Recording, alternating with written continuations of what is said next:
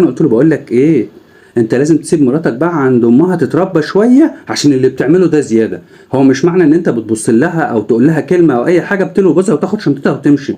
ايه المشكله يعني لما انت جيت اكلت عندنا يعني؟ بص انت لازم تسيبها تتربى عند امها، خلي امها بقى تنفعها. ازيكم؟ انا عندي مشكله مع اخويا ومراته، فحبيت ان انا اقول لحضرتك على اللينك الصراحه ده، عشان رايك وراي الناس اللي عندك انا بستفاد منه الصراحه، فكنت عايز اعرف رايك في المشكله. مرات اخويا هي دكتوره، ولكن بتتعصب وبتتضايق على اتفه حاجه، يعني لو بص لها بصه كده ممكن تتضايق وتتعصب، لو قال لها كلمه تتعصب او تتنرفز، حتى لو بيناقضها في كلمه هي قالتها ممكن تاخد شنطه هدومها وتمشي. ده بجد مش تهريج والله، بتاخد شنطه هدومها وتمشي. وكمان اللي مساعدها على كده امها، اول ما تتصل بيها وتكلمها تقول لها خلاص هاتي شنطه هدومك وتعالي. من يومين حصلت مشكله ما بينهم كانت اتفه ما تتخيل. هقول لحضرتك والناس اللي عندك تحكم وحضرتك تقول لي. هو كان جاي من شغله عشان خاطر يتغدى، طلع يتغدى لقى الاكل مش عاجبه، فقام بكل هدوء عشان عارف ان مراته قماصه جدا، راح نازل عندنا تحت، حضرت له الاكل وعملت له الاكل وراح طلع لقاها عامله ايه، مجهزه شنطه هدومها واخده البنوته وعايزه تروح عند امها. قال لها في ايه يا بنتي؟ قالت له لما تعرف قيمتي بقى تبقى تيجي تاخدني من عند ماما. قال لها طب بس اهدي كده وصلي على النبي وخش، مفيش اي حاجه. المهم اول ما دخلوا، هو انت بتتنك على ايه؟ هو انت فاكر نفسك مين؟ هو انت فاكر نفسك سيد الرجاله؟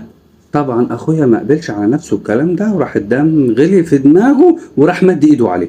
ودي كانت اول مره يمد ايده عليه، رغم ان اخويا اقسم بالله بيساعد في البيت عشان خاطر ظروف شغلها وكده، وهو مش مقصر معاها، بس هي دايما بتقعد تتلكك وبتعمل حاجات بسيطه تنرفز الدنيا، واخويا ما بيقبلش بوضع زي كده، ومع انه على طول بيساعدها في كل حاجه. تاني يوم الصبح قام ولا لقى البنت ولا لقى مامتها. طبعا هي راحت عند مامتها، نزل بقى يتكلم معانا وبتاع، رحت انا قلت له بقول لك ايه، انت لازم تسيب مراتك بقى عند امها تتربى شويه، عشان اللي بتعمله ده زياده. هو مش معنى ان انت بتبص لها او تقول لها كلمه او اي حاجه بتلو جوزها وتاخد شنطتها وتمشي. ايه المشكله يعني لما انت جيت اكلت عندنا يعني؟ بص انت لازم تسيبها تتربى عند امها، خلي امها بقى تنفعها. قال لها لا، هو بس انا هسيبها يومين كده وهرجعها عشان خاطر ما يحصلش مشكله اكتر. انت لازم تعمل بقى قيمه لنفسك، كفايه بقى اهانه، ما تقعدش تهين في نفسك، لازم تعرف قيمتك، سيبك منها خالص.